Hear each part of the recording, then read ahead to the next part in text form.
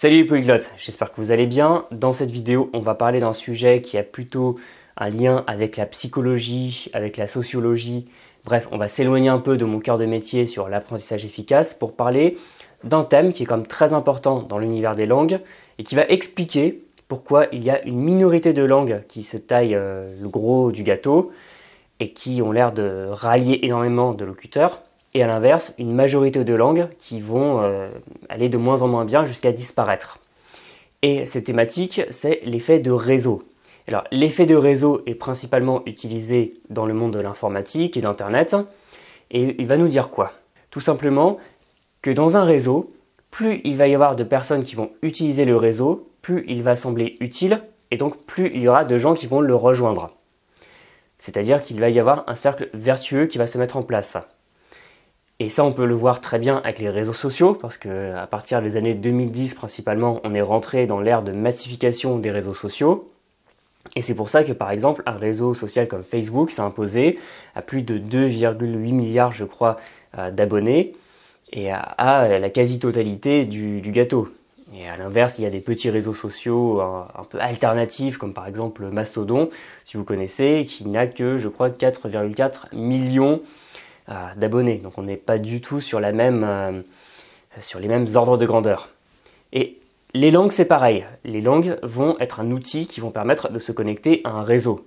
Parce que qu'est-ce qu'une langue sinon un outil de communication qui va permettre de relier des gens sur des points qui vont être par exemple culturels, des gens qui vont être d'une même culture et parler la même langue, ou alors territoriaux, des points territoriaux, c'est-à-dire les gens habitent sur le même territoire, ils sont voisins, donc ils ont un intérêt à parler la même langue, et ainsi de suite. Donc la langue va être un outil qui va rentrer dans une logique de réseau pour pouvoir se connecter à d'autres personnes. Et plus il y aura de personnes qui vont parler une même langue, plus le réseau sera puissant, et plus il sera puissant, plus il sera intéressant de le rejoindre au détriment d'autres réseaux, c'est-à-dire d'autres langues. C'est pour ça qu'il y a des langues qui deviennent hégémoniques, comme par exemple l'anglais, et à l'inverse des langues qui disparaissent. Et tout l'intérêt d'une langue, c'est que c'est un réseau qui ne connaît pas de saturation, parce que dans cette logique de réseau, on distingue les réseaux qui peuvent être saturés et ceux qui ne le sont pas. Par exemple, si vous avez un réseau autoroutier, il peut être saturé, c'est-à-dire qu'il y aura trop d'automobilistes au même moment, ça va créer des engorgements, des bouchons. Ou alors si vous êtes dans un bâtiment et que tout le monde se connecte au réseau électrique, au bout d'un moment, les plombs vont sauter. Alors que pour les langues, il n'y a aucun effet de saturation et il n'y aura jamais trop de locuteurs d'une langue. Et à partir de ce moment, on va voir trois phénomènes se mettre en place qui vont venir renforcer le réseau. Le premier, ça va être le nombre de locuteurs. Parce que plus une langue a de locuteurs, plus elle est généralement automatiquement perçue comme étant plus intéressante. D'ailleurs, je vous ferai remarquer que souvent, quand on aborde les langues à l'école, on va les aborder sous le faisceau du nombre de locuteurs. Par exemple, beaucoup d'élèves vont choisir l'espagnol avec comme argument le nombre de locuteurs natifs de l'espagnol, c'est-à-dire 400 millions, alors que la majorité de ces élèves, malheureusement, ne dépassera pas, par exemple, des vacances à Barcelone ou autre. Simplement parce qu'il y a là aussi un autre effet psychologique qui est la preuve sociale. Plus une langue aura de locuteurs, plus elle sera perçue comme utile. Là aussi, des discours qu'on peut entendre, par exemple, mais pourquoi tu veux apprendre cette langue? Elle est parlée par 1 million de personnes, ça sert à rien. Alors que, à l'inverse, il y a les grosses langues, et les grosses langues sont perçues comme étant plus intéressantes. Et c'est exactement la même chose que quand vous êtes en train d'essayer de choisir un restaurant, vous êtes dans une rue, vous vous dites maintenant est-ce que je vais bien pouvoir manger? Naturellement, on est attiré vers le restaurant qui va être bondé, il y aura la queue dehors, et le restaurant qui sera peut-être tout aussi bon mais qui a l'air totalement vide, instinctivement on va partir du principe que c'est un restaurant qui est moins bon et on va se retrouver à faire la queue comme un idiot pendant une demi-heure pour entrer dans le restaurant qui est bondé, alors qu'on aurait pu faire un aussi bon repas dans le restaurant qui a l'air vide, simplement parce qu'on est influencé par cet effet de preuve sociale qui va renforcer là aussi un réseau de locuteurs natifs et de locuteurs de langue seconde. L'autre phénomène, ça va être la puissance de ce réseau et l'intérêt qu'on peut avoir à le rejoindre. Par exemple, il y a de nombreuses années, quand Facebook a commencé à se déployer en France, il y avait pas mal de groupes. Et parmi ces nombreux groupes farfelus qu'il y avait un qui était très intéressant, c'était le groupe où il y a tout le monde. Et les gens essayaient de rameuter leurs amis pour que ce soit un groupe sur lequel il y aurait potentiellement la Terre entière. Bon, je ne pense pas que cet objectif ait été atteint. Cela dit, ça montre bien qu'il y a un intérêt, quand tout le monde va rejoindre un réseau, à ne pas louper le train en marche. C'est un peu le FOMO, le Fear of Missing Out, qu'on observe de nos jours, avec la peur de ne pas faire partie du bon groupe, de ne pas rejoindre le groupe qui va être généralement socialement dominant. Et c'est très souvent ce qui va influencer le choix de langue. Parce qu'on va très souvent choisir, par exemple à l'école ou par la suite, des langues qui sont associées à un statut social supérieur. Par exemple, l'anglais, c'est la langue de la mondialisation, et toute personne qui fait partie d'une classe sociale élevée se doit de parler anglais. L'allemand, par exemple, a cette niche de gens qui considèrent que c'est une langue d'un pays très riche, donc ils vont apprendre l'allemand. Il y a aussi, par exemple, de plus en plus de parents qui scolarisent leurs enfants avec le chinois, le mandarin, parce qu'ils considèrent que c'est la langue de demain, donc qu'il faut savoir parler mandarin. D'ailleurs, c'est pour ça que certains réseaux se renforcent et phagocytent les autres. Par exemple, près de chez nous, en Gaule, il y avait la fameuse langue gauloise, ou alors plusieurs langues gauloises affiliées, et cette langue gauloise a disparu. On considère qu'elle a disparu totalement de la région de la Gaule au VIe siècle, et même qu'à partir du IIIe siècle, dans les centres urbains, elle commençait à tomber en désuétude. Pourtant, les Romains n'ont jamais, qui ont pourtant envahi la zone au 1er siècle avant Jésus-Christ, essayé d'imposer le latin. En fait, le latin s'est imposé de lui-même parce qu'il y avait une nouvelle administration, des nouveaux chefs, et donc les Gaulois, qui sont devenus par la suite des Gallo-Romains, ont eu tout intérêt à adopter la nouvelle langue de l'élite, et à l'enseigner à leurs enfants pour qu'ils puissent eux-mêmes rejoindre ce réseau. Et au fur et à mesure, le Gaulois est tombé en désuétude, d'abord dans les centres urbains, puis dans les campagnes, avant de totalement disparaître de la région. Et donc, plus une langue sera associée à un prestige et à une promesse d'ascension sociale, plus le réseau va se renforcer et plus il sera intéressant de rejoindre le réseau d'une langue dominante au détriment des autres. Et ce qui va se passer, c'est la troisième partie de ce phénomène, ça va être l'effet que j'appelle de pénibilité. Parce que peut-être que vous êtes polyglotte, peut-être que pour vous apprendre les langues c'est relativement facile parce que vous avez accepté, on va dire, inconsciemment, qu'apprendre une langue ce n'était pas si difficile, mais pour l'immense majorité des gens, apprendre une seule langue c'est très difficile. Donc si on a le choix entre plusieurs langues, on va automatiquement aller vers celle qui est considérée comme la plus utile parce qu'il va être perçu comme trop difficile d'en apprendre une deuxième par la suite.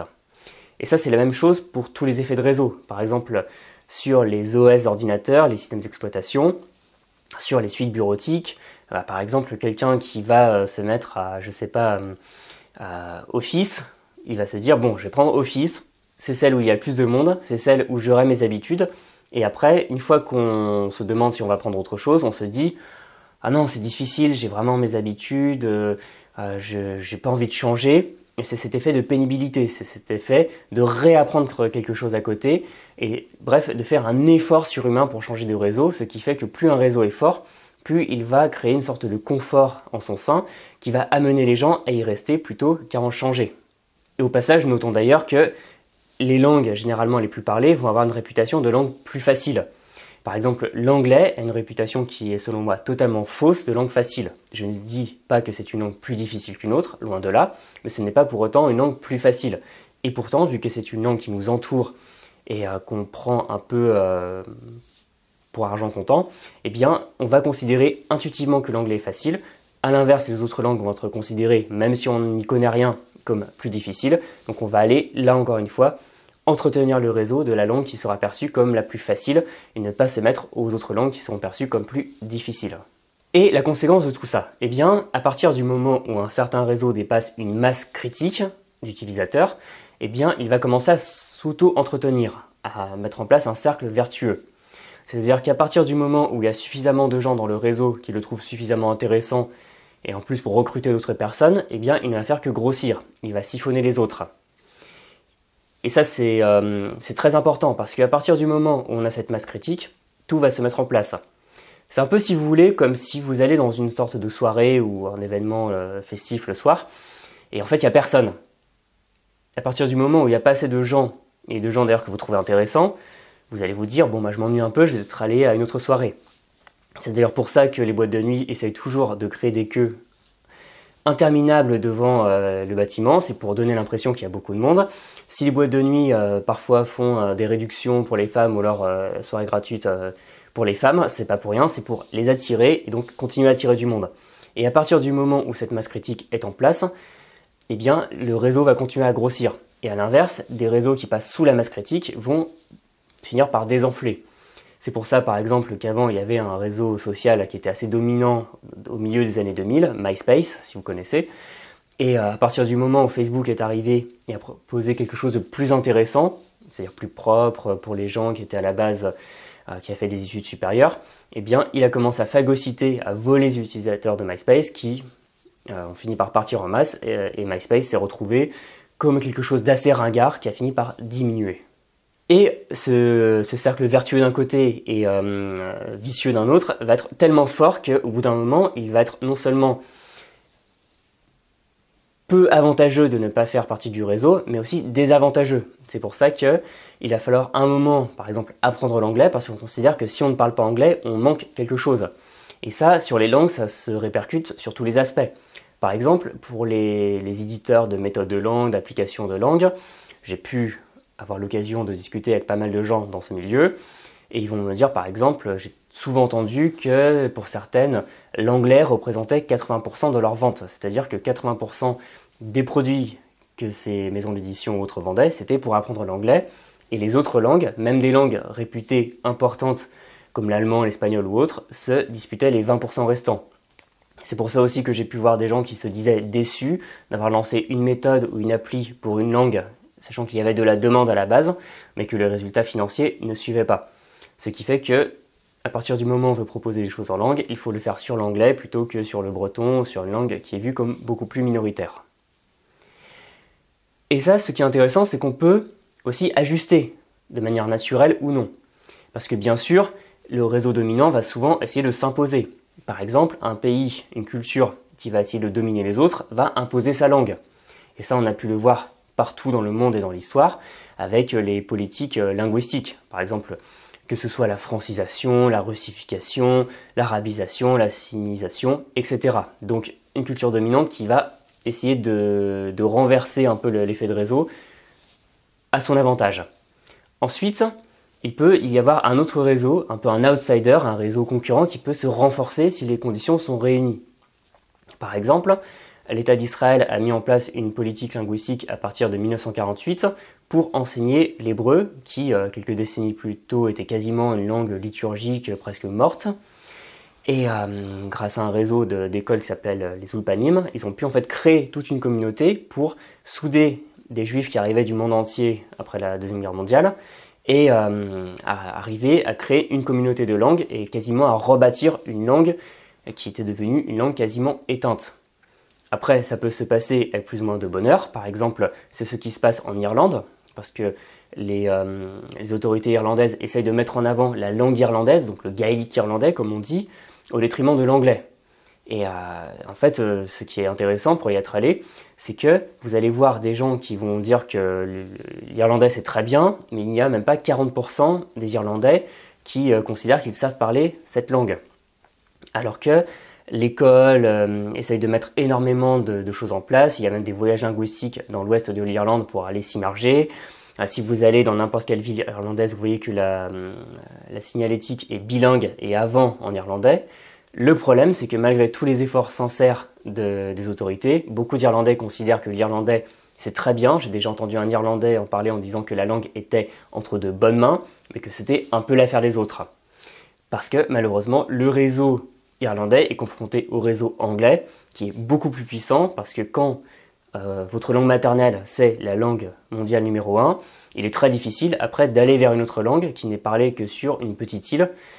Et en plus, il y a un effet un peu artificiel pour beaucoup d'Irlandais, parce qu'entre eux, ils parlent déjà anglais et ne voient pas pourquoi ils parleraient une autre langue.